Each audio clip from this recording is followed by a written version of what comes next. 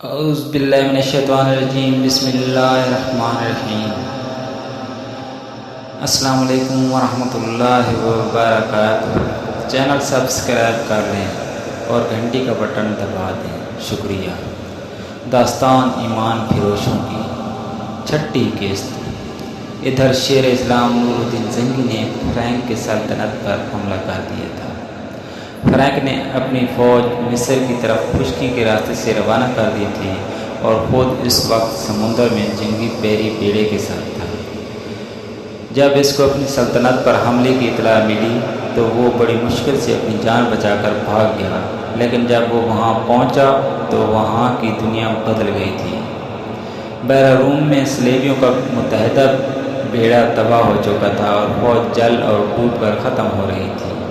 صلیبیوں کا ایک کمانڈر ایملرک بچ گیا۔ اس نے ہتھیار ڈال کر صلح کی درخواست کی جو بہت بڑی رقم کے عوض منظور کی گئی۔ یونانی اور سسلی کے کچھ جہاز بچ گئے تھے۔ سلطان صلاح الدین ایوبی نے ان کو جہاز واپس لے جانے کی اجازت دے دی، مگر راستے میں ہی ایسا طوفان آیا کہ تمام بچے کھچے جہاز وہیں غرق ہو گئے۔ 19 دسمبر 1169 کے روز صلیبی نے اپنی شکست پر دستخط کیے اور سلطان صلاح الدین ایوبی کو تاوان ادا کیا۔ بیشتر مورخین اور ماہرین نے حرب و ضرب نے سلطان صلاح الدین ایوبی کے فتح کا سہرا سلطان صلاح الدین ایوبی کے انٹیلیجنس کے سر باندھا تھا۔ رقاصہ زکوی کا ذکر اس دور کے ایک مراکش واقعہ نگار اسد الصدی نے کیا ہے اور علی بن سفیان کا تعارف بھی اسی واقعہ نگار کی تحریر سے ہوا ہے۔ یہ ایک ابتدا تھی۔ سلطان صلاح الدین ایوبی کی زندگی اب پہلے سے بھی زیادہ خطروں میں گھر رہی تھی۔ صلیبیوں کے بحری بیڑے اور افواج کو بحر روم میں غرق کر کے صلاح الدین ایوبی بھی مصر کے ساحلی علاقے میں موجود تھا۔ 7 دن گزر گئے تھے۔ صلیبیوں سے تاوان وصول کیا جا چکا تھا، مگر بحر روم ابھی تک بچے کھچے بحری جہازوں کو، کشتیوں کو نکل اور انسانوں کو ابل رہا تھا۔ صلیبی ملاح اور سپاہ جلتے جہازوں سے سمندر میں کود گئے تھے۔ دور سمندر کے وسط میں 7 روز بعد بھی چند ایک جہازوں کے بادبان پھڑپھڑاتے نظر آتے تھے۔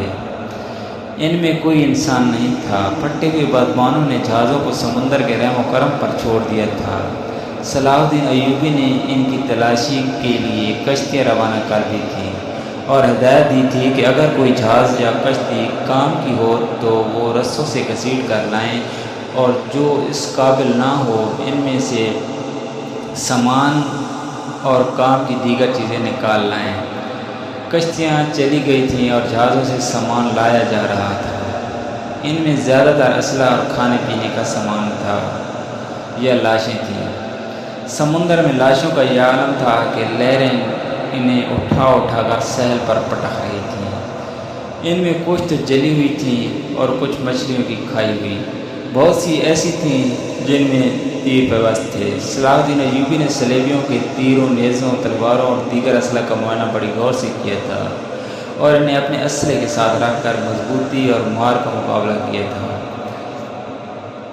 زندہ لوگ بھی تختوں اور ٹوٹی ہوئی کشتیوں پر تیرتے ابھی سمندر سے باہر آ رہے تھے۔ ان بھوکے پیاسے، تھکے اور ہارے ہوئے لوگوں کو لہریں جہاں کہیں ساحل پر لا پھینکتی تھیں وہ وہیں نڈھال ہو کر گر پڑتے اور مسلمان انہیں پکڑ لاتے تھے۔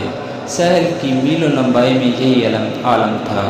صلاح الدین ایوبی نے اپنی سپاہ کو مصر کے سارے ساحل پر پھیلا دیا تھا اور انتظام کیا تھا کہ جہاں بھی کوئی قیدی سمندر سے نکلے اسے وہیں خشک کپڑے اور خوراک دی جائے اور جو زخمی ہوں ان کی مرہم پٹی بھی وہیں کی جائے۔ اس اہتمام کے بعد قیدیوں کو ایک جگہ جمع کیا جا رہا تھا۔ صلاح الدین ایوبی گھوڑے پر سوار ساحلی علاقے میں گھوم پھر رہا تھا۔ وہ اپنے خیمے سے کوئی 2 میل دور نکل گیا۔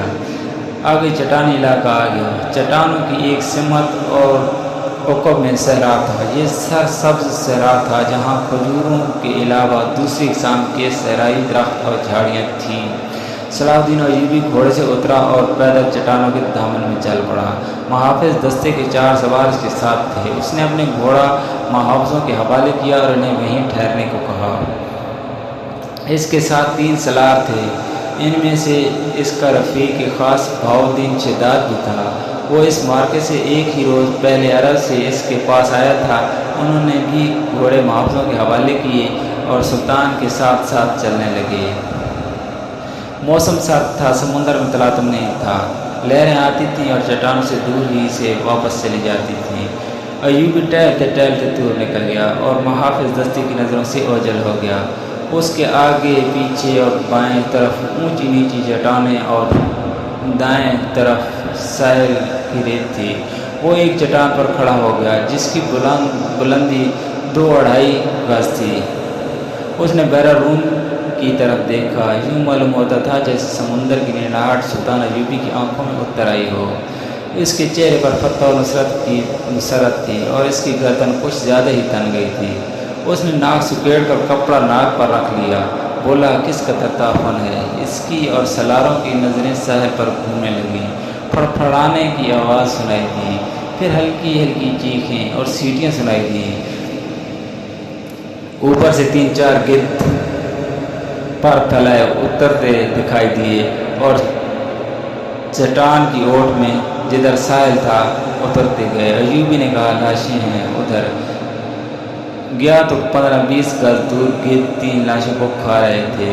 ایک گدھ ایک انسانی کھوپڑی پنجوں میں دبوچ کر اڑا اور جب فضا میں چکر کاٹا تو کھوپڑی اس کے پنجوں سے چھوٹ گئی اور صلاح الدین ایوبی کے سامنے آن گری۔ کھوپڑی کی آنکھیں کھلی ہوئی تھیں جیسے صلاح الدین ایوبی کو دیکھ رہی ہوں۔ چہرے اور بالوں سے صاف پتہ چلتا تھا کہ کسی سلیبی کی کھوپڑی ہے۔ ایوبی کچھ دیر کھوپڑی کو دیکھتا رہا، پھر اس نے اپنے سالاروں کی طرف دیکھا اور کہا ان لوگوں کی کھوپڑیاں مسلمانوں کی کھوپڑیوں سے بہتر ہیں۔ یہ ان کھوپڑیوں کا کمال ہے کہ ہماری خلافت عورت اور شراب کی نظر ہوتی جا رہی ہے۔ سلیبی چوہوں کی طرح سلطنت اسلامی کو ہڑپ کرتے چلے جا رہے ہیں، ایک سالار نے کہا، اور ہمارے بادشاہ انہیں جزیہ دے رہے ہیں۔ شداد نے کہا فلسطین پر سلیبی قابض ہیں۔ سلطان کیا ہم امید رکھ سکتے ہیں کہ ہم فلسطین سے انہیں نکال سکیں گے؟ خدا کی ذات سے مایوس نہ ہو شداد، صلاح الدین ایوبی نے کہا۔ ہم اپنے بھائیوں کی ذات سے مایوس ہو چکے ہیں، ایک اور سالار نے کہا۔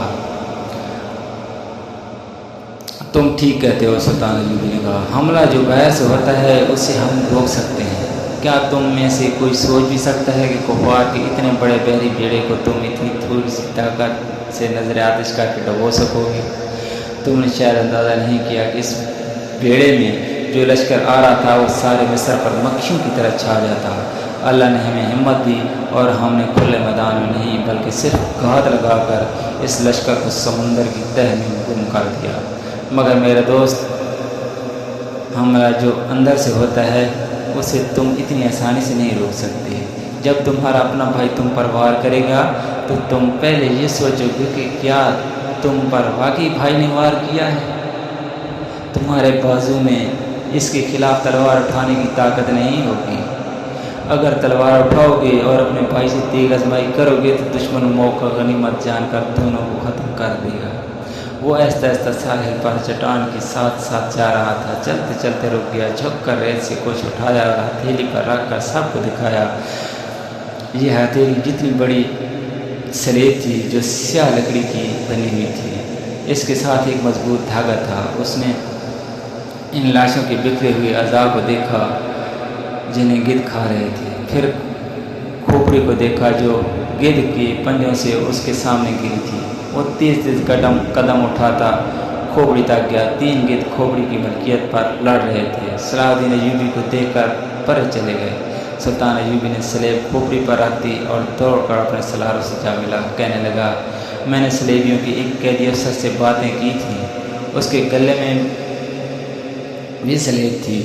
اس نے بتایا کہ سلیبی لشکر میں جو بھی بھرتی ہوتا ہے اس سے سلیب پر ہاتھ رکھ کر حلف لیا جاتا ہے کہ وہ سلیب کے نام پر جان کی بازی لگا کر لڑے گا اور روئے زمین سے آخری مسلمان کو ختم کر کے دم لے گا۔ اس حلف کے بعد ہر لشکر کے گلے میں سلیب لٹکا دی جاتی ہے۔ یہ سلیب مجھے ریت سے ملی ہے، معلوم نہیں کسی کی تھی، میں نے اس کھوپڑی پر رکھ دی ہے تاکہ اس کی روح سلیب کے بغیر نہ رہے۔ اس نے سلیب کی خاطر جان دی ہے، سپاہی کو سپاہی کے حلف کا احترام کرنا چاہیے۔ سلطان شداد نے کہا، یہ تو آپ کو معلوم ہے کہ سلیب یروشلم کے مسلمان باشندوں کا کتنا کچھ احترام کر رہے ہیں۔ وہاں سے مسلمان بیوی بچوں کو ساتھ لے کر بھاگ رہے ہیں، ہماری بیٹیوں کی آبرو لوٹی جا رہی ہے، ہمارے قیدیوں کو انہوں نے ابھی تک نہیں چھوڑا، مسلمان جانوروں کی اسی زندگی بسر کر رہے ہیں، کیا ہم ان عیسائیوں سے انتقام نہیں لیں گے؟ انتقام نہیں، صلاح الدین ایوبی نے کہا، ہم فلسطین لیں گے، مگر فلسطین کے راستے میں ہمارے اپنے حکمران ہیں۔ وہ چلتے چلتے رک گیا اور بولا، کفار نے سلیب پر ہاتھ رکھ کر سلطنت اسلامیہ کے خاتمے کا حلف اٹھایا ہے۔ میں نے اپنے اللہ کے حضور کھڑے ہو کر اور ہاتھ اپنے سینے پر رکھ کر قسم کھائی ہے کہ فلسطین ضرور لوں گا اور سلطنت اسلامیہ کی سرحدیں افق تک لے جاؤں گا، مگر میرے رفیق کو مجھے اپنی تاریخ کا مستقبل کچھ اور ہی نظر آتا ہے۔ ایک وقت تھا کہ عیسائی بادشاہ تھے اور ہم جنگجو، اب ہمارے بزرگ بادشاہ بنتے جا رہے ہیں اور عیسائی جنگجو۔ دونوں قوموں کا رجحان دیکھ کر میں کہہ رہا ہوں کہ ایک وقت آئے گا جب مسلمان بادشاہ بن جائیں گے مگر عیسائی ان پر حکومت کریں گے۔ مسلمان اسی نشے میں بدمست رہیں گے کہ ہم بادشاہ ہیں، آزاد ہیں، مگر وہ آزاد نہیں ہوں گے۔ وہ فلسطین لے لوں گا، میں فلسطین لے لوں گا، مگر مسلمانوں کا رجحان بتا رہا ہے کہ وہ فلسطین کے ماں بیٹھیں گے۔ عیسائیوں کی کھوپڑی پر بڑی تیز ہے۔ 50,000 سوڈانی لشکر کون پال رہا تھا؟ ہماری خلافت اپنی آستین میں ناجی نام کا سانپ پالتی رہی۔ میں پہلا امیر مصر ہوں جس نے دیکھا ہے کہ یہ لشکر ہمارے لیے نہ صرف بیکار ہے بلکہ خطرناک بھی ہے۔ اگر ناجی کا خط پکڑا نہ جاتا تو ہم سب اس لشکر کے ہاتھوں مارے جا چکے ہوتے یا اس کے قیدی ہوتے۔ اچانک ہلکا سا سناٹا سنائی دیا اور ایک تیر صلاح الدین ایوبی کی دونوں پاؤں کے درمیان ریت میں لگا، جدھر سے تیر آیا تھا اسی طرف سلطان ایوبی کی پیٹھ تھی۔ سلاروں میں سے بھی کوئی ادھر نہیں دیکھ رہا تھا، سب نے بدک کر اس طرف دیکھا جدھر سے تیر آیا تھا۔ ادھر نوکیلی چٹانیں تھیں۔ تینوں سلار اور صلاح الدین ایوبی دوڑ کر ایک ایسی چٹان کی اوٹ میں ہو گئے جو دیوار کی طرف عمودی تھی۔ انہیں توقع تھی کہ اور بھی تیر آئیں گے۔ تیروں کے سامنے میدان میں کھڑے رہنا کوئی بہادری نہیں تھی۔ شداد نے منہ میں انگلیاں رکھ کر زور سے سیٹی بجائی۔ محافظ دستہ بابرکاب تھا، ان کی گھوڑوں کی سرپٹ ٹاپ سنائی دی۔ اس کے ساتھ ہی تینوں سلار اس طرف دوڑ پڑے جس طرف سے تیر آیا تھا۔ وہ بکھر کر چٹانوں پر چڑھ گئے۔ چٹانیں زیادہ اونچی نہیں تھیں، صلاح الدین ایوبی بھی ان کے پیچھے تھا۔ ایک سلار نے اسے دیکھ لیا اور کہا، سلطان آپ سامنے نہ آئیں، مگر سلطان ایوبی روکا نہیں۔ محافظ پہنچ گئے۔ صلاح الدین ایوبی نے انہیں کہا، ہمارے گھوڑے یہیں چھوڑ دو اور چٹانوں کے پیچھے جاؤ، ادھر سے ایک تیر آیا ہے، جو کوئی نظر آئے اسے پکڑ لاؤ۔ سلطان ایوبی چٹان کے اوپر گیا تو اسے اونچی نیچی چٹانیں دور دور تک پھیلی ہوئی نظر آئیں۔ وہ اپنے سلاروں کو ساتھ لیے پچھلی طرف اتر گیا اور ہر طرف گھوم پھر کر اور چٹانوں پر چڑھ کر دیکھا، کسی انسان کا نشان تک نہیں تھا۔ محافظ چٹانی علاقے کے اندر اوپر اور ادھر ادھر گھوڑے دوڑاتے رہے۔ صلاح الدین ایوبی نیچے اتر کے وہاں گیا، ریت میں تیر گڑا ہوا تھا۔ اس نے اپنے رفیقوں کو بلایا اور تیر پر ہاتھ مارا، تیر گر پڑا۔ سلطان ایوبی نے کہا، دور سے آیا ہے اسی لیے پاؤں میں لگا ہے، ورنہ گردن یا پیٹ میں لگتا۔ ریت میں بھی زیادہ نہیں اترا۔ اس نے تیر اٹھا کر دیکھا اور کہا، صلیبیوں کا ہے، حشیشین کا نہیں۔ سلطان کی جان خطرے میں ہے، ایک سلار نے کہا، اور ہمیشہ خطرے میں رہے گی۔ صلاح الدین ایوبی نے ہنس کر کہا، میں بحر روم میں کفار کی وہ کشتیاں دیکھنے نکلا تھا جو ملاحوں کے بغیر ڈول رہی ہیں، مگر میرے عزیز دوستو، کبھی نہ سمجھنا کہ صلیبیوں کی کشتی ڈول رہی ہے۔ وہ پھر آئیں گے، گھٹاؤں کی طرح گرجتے آئیں گے اور برسیں گے بھی، لیکن وہ زمین کے نیچے سے اور پیٹھ کے پیچھے سے بھی وار کریں گے۔ ہمیں سلیبیوں سے ایسی جنگ لڑنی ہے جو صرف فوجیں نہیں لڑیں گی۔ میں جنگی تربیت میں ایک اضافہ کر رہا ہوں، یہ فن حرب و ضرب کا نیا باب ہے۔ اس سے جاسوسوں کی جنگ کہتے ہیں۔ سلطان صلاح الدین ایوبی تیر ہاتھ میں لیے گھوڑے پر سوار ہو گیا اور اپنے کیمپ کی طرف چل پڑا۔ اس کے سالار بھی گھوڑوں پر سوار ہو گئے۔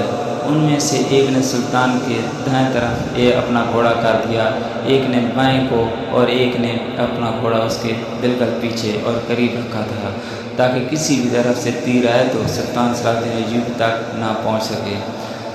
صلاح الدین ایوبی نے اس تیر پر ذرا سی بھی پریشانی کا اظہار نہ کیا جو کسی نے اسے قتل کرنے کے لیے چلایا تھا۔ اپنے رفیق سالاروں کو اپنے خیمے میں بٹھائے ہوئے وہ بتا رہا تھا کہ جاسوس اور شب خون مارنے والے دستے کس قدر نقصان کرتے ہیں۔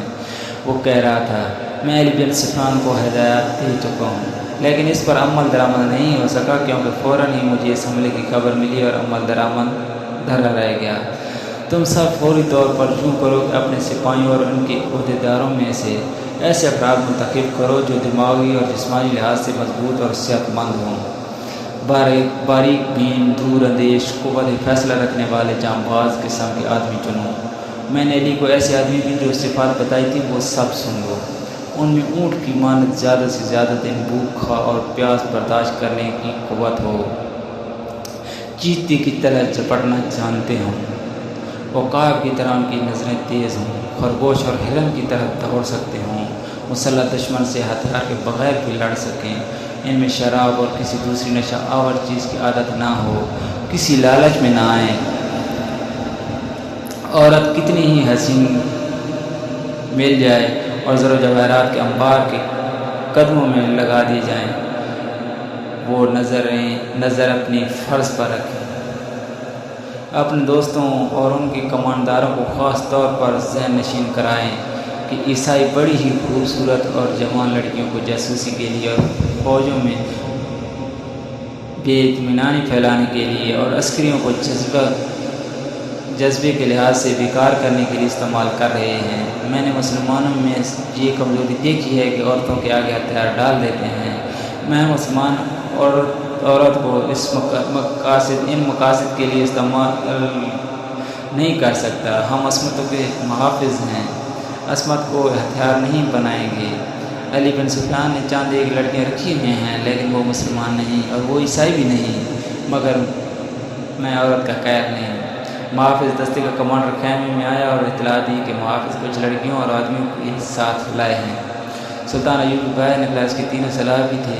باہر 5 آدمی کھڑے تھے جن کے لمبے چوگے دستاریں اور ڈیل ڈول بتا رہی تھی کہ تاجر ہیں اور سفر میں ہیں۔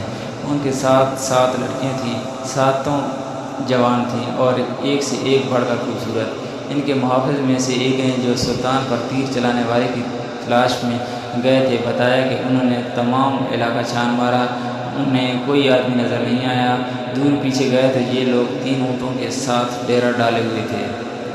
کیا ان کی تلاشی لی ہے؟ ایک سالار نے پوچھا۔ لی ہے، محافظ نے جواب دیا۔ یہ کہتے ہیں کہ تاجر ہیں، ان کا سارا سامان کھلوا کر دیکھا ہے، جامع تلاشی بھی لی ہے، ان کے پاس ان خنجروں کے سوا اور کوئی ہتھیار نہیں۔ اس نے 5 خنجر سلطان ایوبی کے قدموں میں رکھ دیے۔ ہم مراکش کے تاجر ہیں، ایک تاجر نے کہا۔ سکندریہ تک جائیں گے 2 روز گزرے، ہمارا قیام یہاں سے 10 کوس پیچھے تھا۔ پرسوں شام یہ لڑکیاں ہمارے پاس آئیں، ان کے کپڑے بھیگے ہوئے تھے۔ انہوں نے بتایا کہ یہ سسلی کی رہنے والی ہیں، انہیں عیسائی فوج کے ایک کماندار گھروں سے پکڑ کر ساتھ لے آیا اور ایک بھری جہاز میں جا سوار کیا۔ ان کے ماں باپ غریب ہیں۔ یہ کہتی ہیں کہ بے شمار جہاز اور کپتان کشتیاں چل پڑیں۔ لڑکیوں والے جہاز میں چند اور کماندار قسم کے آدمی تھے اور ان کی فوجیں بھی تھیں۔ وہ سب ان لڑکیوں کے ساتھ شراب پی کر عیش و عشرت کرتے رہے۔ اس سیل کے قریب آئے تو جہازوں پر آگ کے گولے گرنے لگے، تمام لوگ جہازوں سے سمندر میں کودنے لگے۔ ان لڑکیوں کو انہوں نے ایک کشتی میں بٹھا کر جہاز سے سمندر میں اتار دیا۔ یہ بتاتی ہیں کہ انہیں کشتی چلانے نہیں آتی تھی، کشتی سمندر میں ڈولتی اور بھٹکتی رہی، پھر ایک روز خود ہی سیل سے آ لگی۔ ہمارا قیام سیل کے ساتھ تھا، یہ ہمارے پاس آ گئی، यही बुरी हालत में थी। हमने इन्हें पनाह में ले लिया। इन्हें हम धुतकार तो नहीं सकते थे। हमें कुछ समझ नहीं आ रही थी कि इनका क्या करें। पिछले पड़ाव से यहाँ तक इन्हें साथ लाए हैं। ये सवार आ गए और हमारे सामान की तलाशी लेने लगे। हमने इनसे तलाशी की वजह पूछी तो इन्होंने बताया कि सुल्तान सलाहुद्दीन अय्यूबी अमीर मिस्र का हुक्म है। हमने इनकी मिन्नत समाजत की कि हमें अपने सुल्तान के हुजूर ले चलो, ये हम अर्ज़ करेंगे कि इन लड़कियों को अपनी पनाह में ले लें। हम सफ़र में हैं, इन्हें कहाँ कहाँ लिए फिरेंगे। लड़कियों से पूछा तो वो सिसली की ज़बान बोल रही थी, वो डरी डरी सी लग रही थी। इनमें से 2-3 इकट्ठी ही बोलने लगी। सुल्तान सलाहुद्दीन अय्यूबी ने ताजरों से पूछा कि इनकी ज़बान कौन समझता है। एक ने बताया कि सिर्फ मैं समझता हूँ। ये इल्तिजा कर रही हैं कि सुल्तान इन्हें अपनी पनाह में ले ले। कहती हैं कि हम ताजरों के काफ़िले के साथ नहीं जाएंगी, कहीं ऐसा ना हो कि रास्ते में डाकू हमें उठा कर ले जाएँ। इधर जंग भी हो रही है, हर तरफ ईसाइयों और मुसलमानों के सिपाही भागते दौड़ते फिर रहे हैं। हमें सिपाही से बहुत डर आता है। हम जब घरों से उठाया गया तो हम सब कुंवारी थीं। इन फौजी ने बहरी जहाज़ों में हमें तवाइफें बनाकर रखा है। एक लड़की ने कुछ कहा तो उसकी ज़बान जानने वाले ताजर ने सुल्तान सलाहुद्दीन अय्यूबी से कहा, ये कहती है कि हमें मुसलमानों के बादशाह तक पहुंचा दो, हो सकता है उसके साथ दिल में रहम आ जाए। एक और लड़की बोल पड़ी, इसकी आवाज़ रंजाई हुई थी। ताजर ने कहा कि ये कहती है कि हमें ईसाई सिपाही के हवाले ना किया जाए, मैं मुसलमान हो जाऊँगी बशर्ते कि वो अब अच्छी हैसियत वाला मुसलमान मेरे साथ शादी कर ले। 2-3 लड़कियाँ पीछे खड़ी मुँह छुपाने की कोशिश कर रही थी। इनके चेहरों पर घबराहट थी, बात करते शर्माती या डरती थी। सलाहुद्दीन अय्यूबी ने ताजर से कहा, इन्हें कहो कि ये ईसाइयों के पास नहीं जाना चाहती, हम इन्हें इस्लाम कबूल करने पर मजबूर नहीं कर सकते। ये लड़की जो कह रही है कि मुसलमान हो जाएगी बशर्ते कि कोई मुसलमान इसके साथ शादी कर ले, इसे कहो कि मैं इसकी पेशकश कबूल नहीं कर सकता। ये खौफ और मजबूरी के आलम में इस्लाम कबूल करना चाहती है। इन्हें बताओ कि इन्हें मुझ पर एतमाद है तो मैं इन्हें इस्लाम की बेटियों की तरह पनाह में लेता हूँ। अपने दारुल हुकूमत में जाकर ये इंतज़ाम कर दूँगा कि इन्हें ईसाई राहों या किसी पादरी के पास भिजवा दूँगा। इधर जेरूसलम में पादरी जेरूसलम में होंगे। दूसरी सूरत यह है कि जब ईसाई कैदियों को आज़ाद किया जाएगा तो मैं कोशिश करूँगा कि इनकी शादी काबिल एतमाद और अच्छी हैसियत के कैदियों के साथ कर लूँ। इन्हें ये भी बता दूँ कि किसी मुसलमान को इनसे मिलने की इजाज़त नहीं होगी और इन्हें इजाज़त होगी कि किसी मुसलमान से मिलें। इनकी ज़रूरियात और इज़्ज़त का ख्याल रखा जाएगा। जारी है बाकी अगली किस्त देखने के लिए चैनल सब्सक्राइब ज़रूर कर लें और घंटी का बटन दबा दें। शुक्रिया, जज़ाकल्लाह, वस्सलाम।